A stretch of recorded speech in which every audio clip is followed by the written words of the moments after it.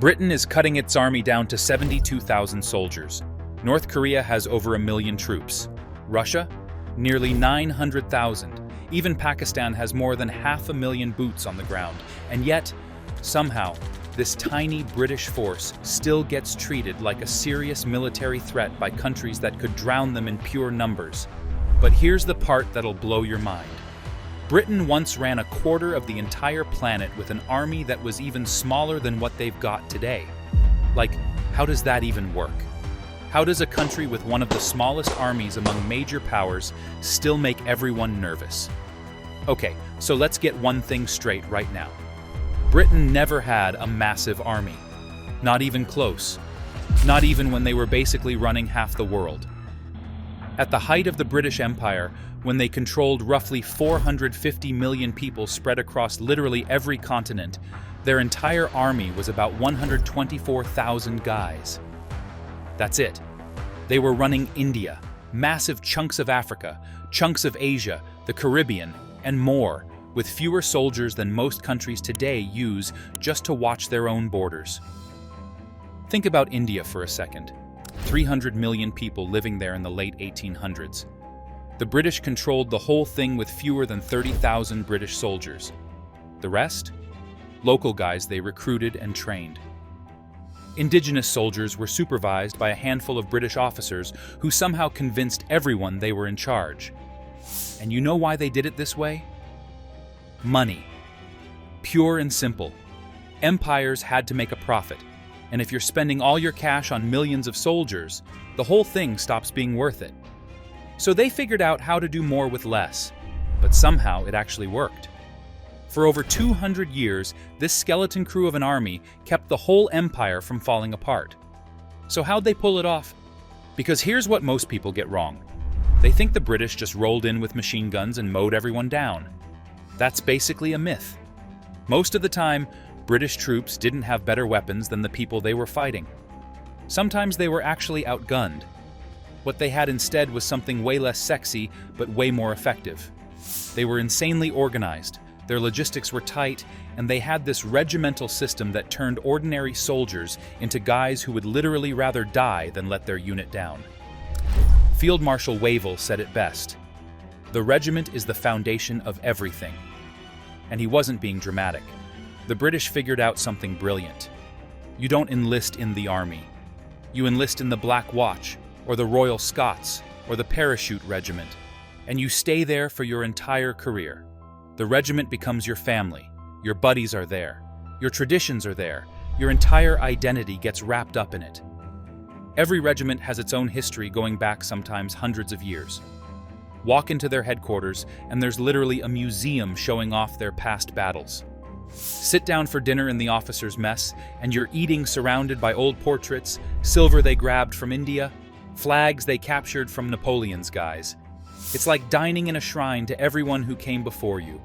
And that creates something you can't buy with all the fancy equipment in the world. These guys aren't fighting for some abstract idea of patriotism. They're fighting for their mates sitting right next to them. They're fighting to not be the generation that screws up the regiment's reputation. Lieutenant Colonel Tim Collins put it perfectly before the Iraq invasion in 2003. He didn't give his troops a speech about freedom or democracy. He told them straight up, don't do anything that could harm the regiment or its history. That's it. That's what mattered.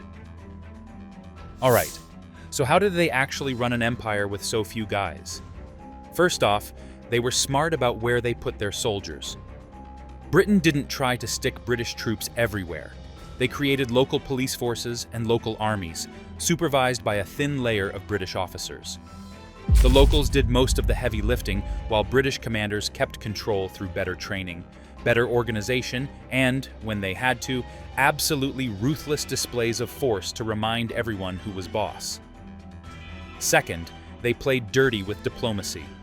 The British were absolute masters at turning local rulers against each other. Support this guy, undermine that guy, make everyone dependent on British backing to stay in power. Why conquer everyone when you can just manipulate the whole system to keep yourself on top? Third, and this is huge, the British Army was professional when almost nobody else was. After the Cardwell reforms in the 1870s, they modernized everything. They stopped letting rich kids buy their officer commissions. They banned flogging soldiers. They created actual professional warriors who trained constantly and took serious pride in being good at their jobs. The result? You had units that could deploy anywhere on the planet with barely any warning and start operating effectively right away. British regiments became famous for holding it together under pressure that would make other armies completely fall apart. Now let's talk about what's happening right now, because it's kind of a disaster.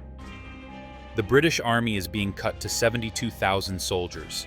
That's smaller than it's been since basically the Napoleonic Wars, and the government is trying to spin it like it's actually a good thing.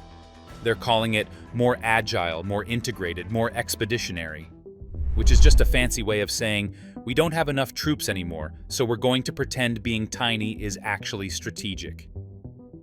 Want to hear some numbers that'll make you wince? Britain has 148 main battle tanks now.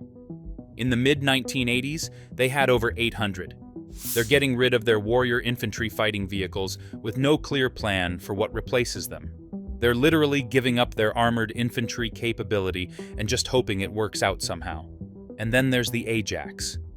This reconnaissance vehicle cost £5.5 billion and was supposed to be ready by 2021.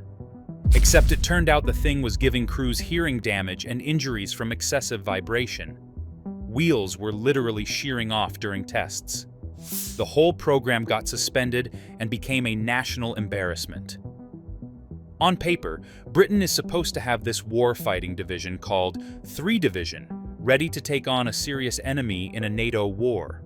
But in reality, they've got a headquarters and maybe 2 heavy brigades and 1 strike brigade that might be ready sometime this decade if everything goes perfectly. Which, let's be honest, it won't. The International Institute for Strategic Studies looked at this force in 2021 and concluded that Britain's division would get crushed by an equivalent Russian division. We're talking outmatched 2-to-1 in tanks, 1.5-to-1 in artillery, and over 4-to-1 in anti-tank missiles. That's not a force you want to bet your life on against a real opponent. Okay, so if Britain's army is this tiny and this potentially screwed, why does anyone still take them seriously? Because even though the numbers look awful, they're legitimately world-class at certain things. Britain's special forces, the SAS, the SBS, are considered some of the absolute best on the planet. While the regular army has been getting smaller, special forces have actually been growing. They're now this sizable force that can operate anywhere with basically no support. The new Ranger Regiment that formed in 2021 is designed to do special operations, train partner forces in dangerous places, and project British influence without actually starting wars. They're putting £120 million into it. The Royal Marines are getting restructured into this future commando force that operates from ships, hits targets from the sea, and doesn't need massive bases or supply lines. And here's the thing that still matters: experience. British forces have been in constant combat for over 20 years. Iraq, Afghanistan, Syria, Mali. They've learned brutal lessons about counterinsurgency, about working with partner forces, about stabilization operations. You can't get that kind of knowledge from training exercises. When Australia needed new frigates, they looked at British designs. When the US runs major exercises, they integrate British units. When NATO needs someone to run a rapid reaction course, it's often a British general. Britain's reputation isn't about numbers. It's about centuries of professionalism, about that regimental system creating units that just don't quit, and about a track record of punching way above their weight class. Britain is basically gambling that they won't have to fight a major conventional war for at least the next 6 or 7 years. They're betting that special operations and training partner forces will be enough.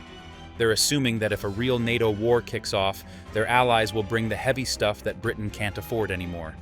That's one hell of a gamble when Russia has nearly 3,000 main battle tanks with another 10,000 sitting in storage, when China is expanding its military faster than anyone's seen since the Cold War, And when Britain's own defense minister is saying this is the most dangerous security environment since World War II. The British Army has always been small, but it used to be small on purpose, optimized for specific jobs within a bigger plan. What's happening now feels different. This isn't a choice. It's a forced contraction from budget cuts, failed programs, and politicians who'd rather spend money on literally anything else. The question isn't whether Britain can still do specialized missions well. Obviously they can. The question is whether 72,000 guys with 148 tanks, incomplete divisions, and equipment that's years behind schedule can actually do everything Britain's leaders keep promising the world they'll do. So we've got Britain planning to run what might be its smallest army in over 2 centuries, and major powers are still watching them closely. Why? Because reputation matters. Because that institutional knowledge matters. Because the regimental system still pumps out some of the most professional soldiers anywhere. Because Britain's special forces genuinely are world-class. But reputation doesn't win actual wars.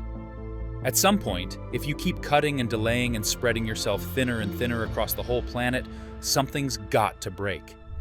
The British Army once controlled a quarter of the world with barely 100,000 guys. It was incredible. But that was a different time, against different enemies, in a completely different world. Today's opponents have their own professional armies, their own advanced weapons, their own hard-won experience. The advantages that let Britain dominate aren't unique anymore. The myth is that size doesn't matter if you're good enough. The reality is that eventually, quantity becomes its own kind of quality, and no amount of tradition or skill makes up for being outnumbered and outgunned by someone who's learned to match everything you can do. Can Britain keep its reputation as a serious military power with an army this small? Maybe. But the margin for error has never been thinner, and one major screw-up could shatter an image that took centuries to build.